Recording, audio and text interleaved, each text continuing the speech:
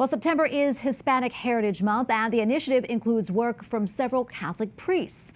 Father Jorge Obregón launched the New Fire platform back in 2017 as part of outreach to young people in Latin America. The site offers resources to know God, be formed in the truth, and ultimately find happiness. The platform also promotes a comprehensive lifestyle and responds to Pope St. John Paul II's call for a new evangelization. And Father Jorge Obregón joins us now. Father, thank you so much for coming on to speak with us. We appreciate it. So tell us a little bit more about your platform, New Fire, and the impact that it's had so far. Thank you, Tracy. Thank you for having me. Of course. Well, as you said, it started in 2017 with the impulse of John Paul II when if you recall, he used to say that we needed to have new expression, new fire in our evangelization. And I was living in Venezuela back in that time.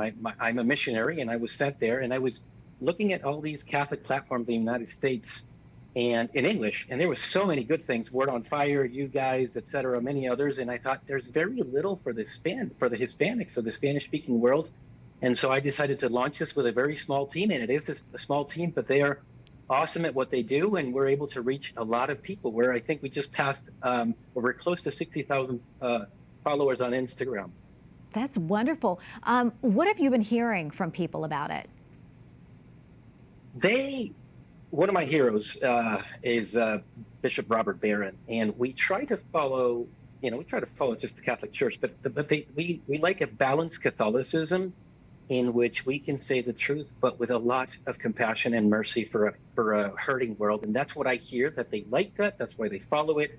And they know that they'll get, the doctrine of the Catholic Church, but always with compassion. That's wonderful. I know you also participate in the podcast, What Would Jesus Do?, along with 6 other priests of the Legionaries of Christ, offering daily reflections on the gospel. Tell us a little bit more about that.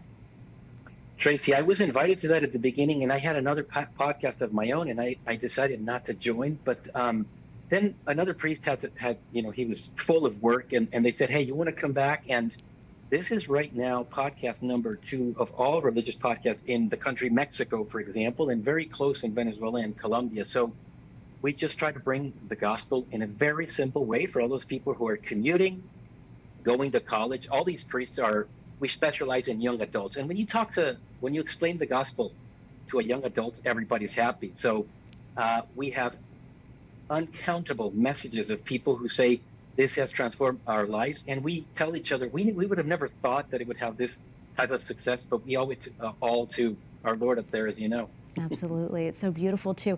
We don't have a lot of time left, maybe 30 seconds or so, Father, but what else would you like our audience to know? And also, where can they find your podcast? So Spotify and Apple is where they find it, but Spotify is the largest platform. And I would just like to, tell us all that we are in times of, we need a lot of joy and a lot of hope because, society is getting pretty dark. But we have the heart of Christ and the heart of Mary. We just need to be men and women of hope. Absolutely. And thank you for bringing more light. We appreciate it, Father. Thank you so much, and God bless you. Thank you, Tracy.